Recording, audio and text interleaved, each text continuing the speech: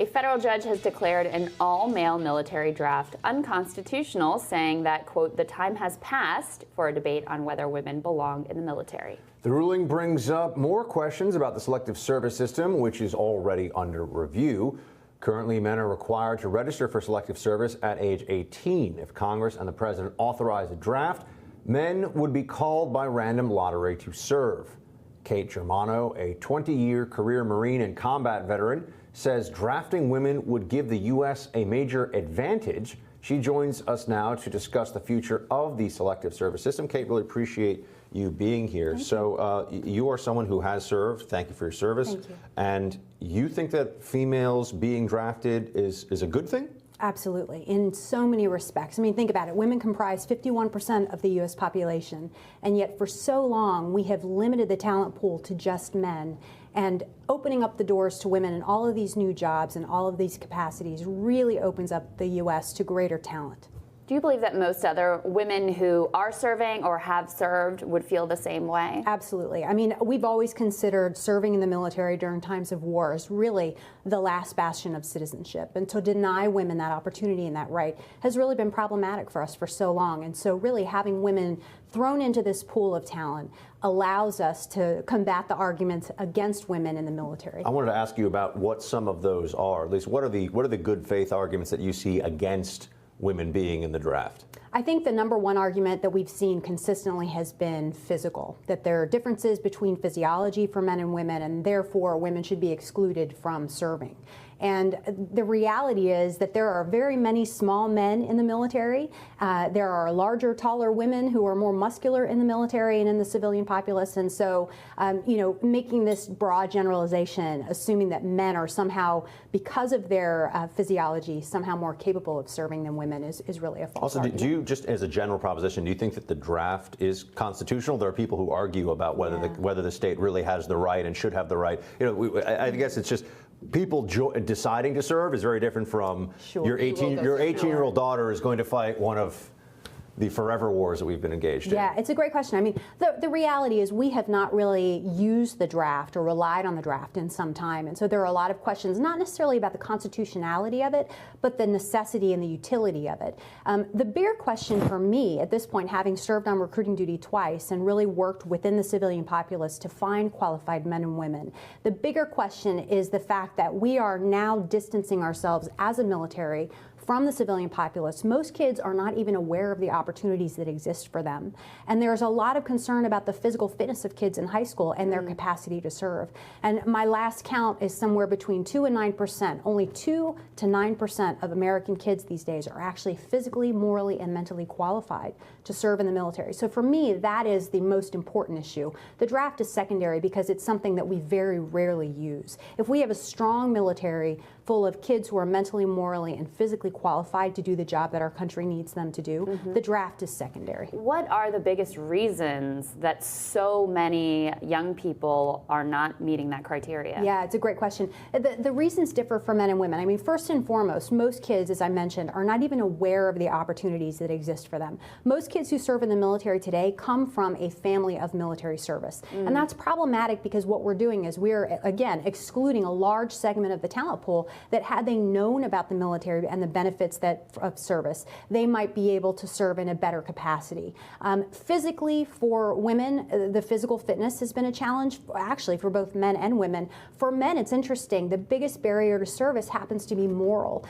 I can do a lot with a kid who's out of shape, whether they're a man or a woman. It's a lot easier for me to whip a kid into shape. It's a lot harder for me to change someone's moral character. And so really, again, going back to women being 51% of the talent pool, if we just deny them the opportunity to even learn about the benefits of service because we think because they're women, somehow they're weaker and can't serve, we are really doing our service a disservice to the country. How do you assess moral fitness?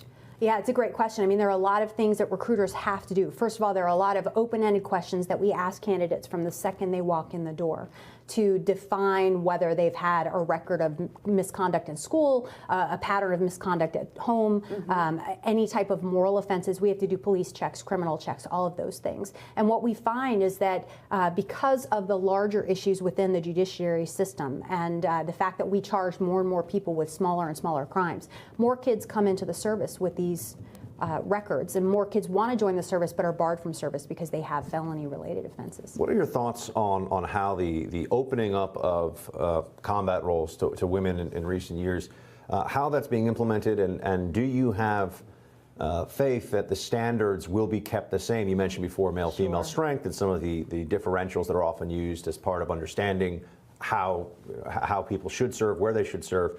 Do you think that the military is going to keep standards, essentially keep it so that the genders are treated the same way, or do you think that there'll be a system that tries to engage in essentially a gender diversification? Yeah, it's such a great question, and it's really something that we have to pay close attention to, because that has always been the argument against women serving in these jobs, is we're going to end up lowering the standards for men and women just to have them open the door for women. And really nothing could be further from the truth. The trick is getting women to understand these opportunities are there, and then making sure that they understand what they need to do to qualify.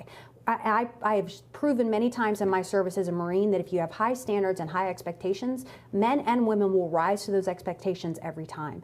But the problem is that some of the services are a little bit leery to have women join these new roles because they've typically been known as very masculine roles. And when you have women join those roles, then the question is, well, if she can do it, what does that make me? So we really need to have eyes on all of the services and how they're implementing. I can tell you that the Army is doing a much better job of the Marines than the Marines in terms of how they're recruiting and training women to go into these new roles. Well, I was going to say, when you think of sort of the list of services and which ones have that macho image, Marines are at the top of the list, and that's where you served. What was it like for you as a woman serving as a Marine? Yeah, it's really interesting. There was a great article that came out in the Harvard Business Review yesterday about the penalties that come with masculine and feminine leadership traits. And unfortunately, what I found in the Marines is that as a woman leader, I had to mimic the leadership styles of the men to be successful. But the problem that I didn't understand then is that women are actually penalized for adopting masculine traits when it comes to being a leader, because they're seen as too aggressive and too determined. The B word, right? Absolutely, absolutely. And so we need to get to a place in the military where we understand that we can't define qualities that are leadership qualities and traits by gender, and that people are hurt from both genders when we do that. And I really think if we do that and redefine how we think about leadership, that will change. I also wanted to ask you, Senator McSally, who's a trailblazer in the military, recently revealed that she had been sexually assaulted by a superior officer while she was serving. What did you make of that revelation? Is that something that you had to deal with other women that were serving around you? I'm still dealing with that with other women. It's really unfortunate. I can tell you that at least once a week I have a woman contact me who is currently in the service, who's dealing with retaliation from issues related to claiming sexual assault. Wow. I was pleased to see that Senator McSally came forward. I was disappointed that it's so many years after the fact. We could have used this conversation, we could have used her injected to the conversation years ago, particularly because this idea of reforming the criminal justice system within the military has been so tumultuous and such a difficult conversation. And having her contribute to the conversation several years ago, I think would have helped. That's a hard thing to do, to come forward, though. Absolutely, it absolutely is. But the courage that women see her demonstrate will allow them to feel like they have a space to come forward with their allegations. Kate, thank you so much. It's really great to have you. Come back and see us again. Thank you so much. Next on Rising, Facebook temporarily pulls some Elizabeth Warren ads from its platform, plus the debate over the 2020 budget proposals going on. And South Bend Mayor Pete Buttigieg is seeing a big old bump in support following a CNN town hall. Team Rising is going to dive into all of this and more. That is next.